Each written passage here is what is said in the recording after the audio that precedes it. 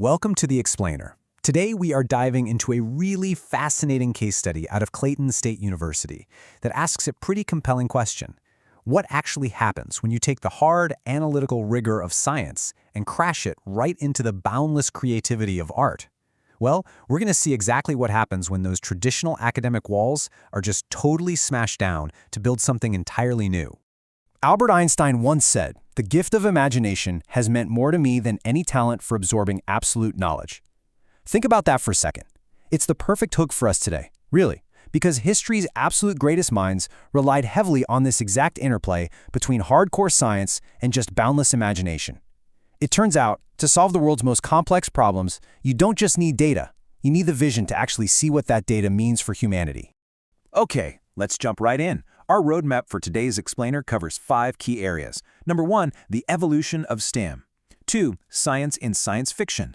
3, active and collaborative learning. 4, projects and unique challenges. And finally, number 5, breaking down academic silos. Starting right off with Section 1, the evolution of STEM. From its K-12 origins up to interdisciplinary higher education. Solving today's massive global problems means our educational systems have had to evolve pretty rapidly. Because isolated knowledge, it just isn't cutting it anymore. Now, you've probably heard of STEM for years: science, technology, engineering, and math, which is all about keeping students globally competitive. But recently, there's been a massive paradigm shift.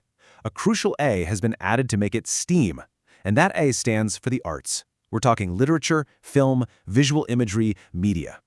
Adding the arts isn't about watering down the science. No way. It's about giving it essential historical context, critical thought, and just a much broader perspective. It's about understanding not just how to build something, but why we build it in the first place, and how it actually impacts society. Which brings us to Section 2, Science in Science Fiction, a living laboratory at Clayton State University. This is where we see the STEAM concept brought to life in a very real, and honestly, very challenging collegiate course. Picture this setup. A professor of biology, a professor of English, and a professor of physics all walk into the exact same classroom to co-teach a massive mix of undergraduate and graduate students. Think about that dynamic for a minute. Bringing those completely disparate academic backgrounds into one single space really set the stage for some cross-disciplinary magic. It forced absolutely everyone, even the professors, way out of their comfort zones. They mapped the whole course chronologically. So, starting with 18th century precursors, then moving into 19th century heavy hitters like Nathaniel Hawthorne and Mary Shelley's Frankenstein, then into the 20th century with titans like H.G. Wells and Isaac Asimov, and bringing it all the way to 21st century modern sci-fi from authors like Joan Slonskevsky. Setting it up this way was honestly brilliant because it let the students literally trace how real-life scientific breakthroughs of a specific era directly sparked the speculative, creative energy of the literature produced at that exact same time. All right, moving to Section 3, active and collaborative learning, meaningful learning beyond the traditional lecture. How did they actually keep students engaged instead of just passively taking notes? Well, the crucial point here, and researchers Chickering and Gamson hit the nail on the head with this one, is that learning is absolutely not a spectator sport.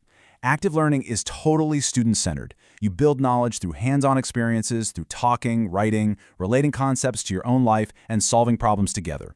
So a professor might give a quick, punchy 10-minute mini lecture on a tough physics or biology concept, right? But the rest of the time, the students were actively analyzing, synthesizing, and evaluating that material as a group. To give you some concrete examples of how they pulled this off, students didn't just read stories. Before they even stepped foot in class, they tackled rigorous online discussion questions that pulled from all 3 disciplines. And in class, they dissected the genuine science hiding inside the fiction. Like when reading Hawthorne's 19th century story, Rappaccini's Daughter, which is about a scientist exposing his own daughter to poison, the students researched the actual biological functions of poisonous plants to see how they stacked up against the fiction.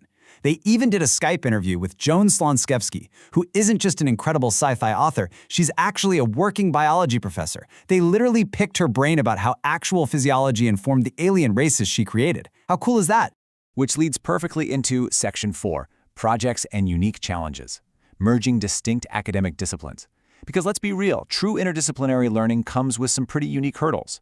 To actually merge these worlds, the professors came up with a rigorous 4-step blueprint for group projects. Step 1, form interdisciplinary student teams. meaning you literally pair an English major with a biology major. Step 2, select a sci-fi text. Step 3, analyze that text through multiple STEAM lenses. And Step 4, present collaboratively. This basically forced students with completely different mindsets to somehow merge their specific research methodologies into one cohesive academic presentation.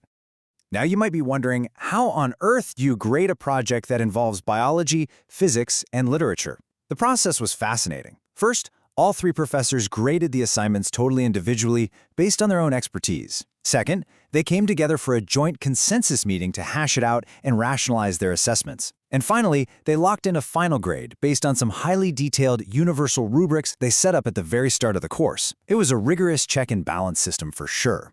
But look, we have to be real. It wasn't perfect. The biggest headache was navigating different competency levels, academic priorities, and just general time management. While the theory of all this collaboration sounds fantastic, the real-world friction of team dynamics definitely caused some stress.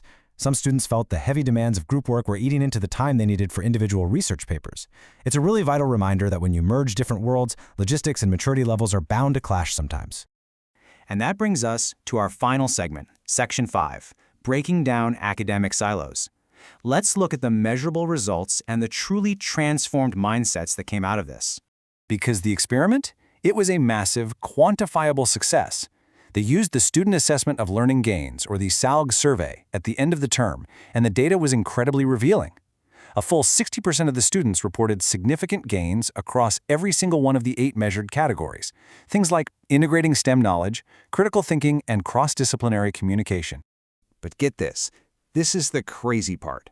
An incredible 100% of the students strongly agreed that having those diverse professors and working in those mixed teams was highly useful to their overall learning. I mean, unanimous agreement on the value of the STEM approach. You almost never see numbers like that. Honestly, though, the numbers only tell half the story. The personal, anecdotal shifts prove that this didn't just teach facts, it completely expanded their worldviews. Early on, one biology student openly admitted she absolutely hated fiction and saw zero value in allegory. But by the end of the course, her mindset was totally transformed, and she actually developed a deep appreciation for the narrative form. On the flip side, an English student who wanted nothing to do with numbers had a complete breakthrough after the physics professor explained a complex concept called Cantor's diagonal argument. Suddenly, she saw the sheer aesthetic beauty and logic of higher math.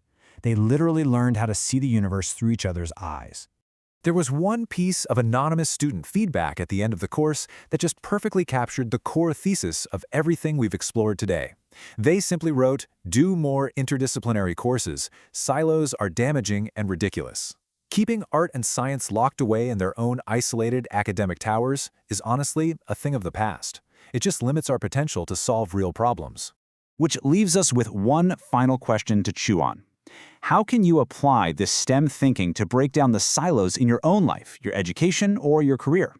Whether you're analyzing complex data or writing a creative story, remember that logic and intuition are really just 2 sides of the exact same coin.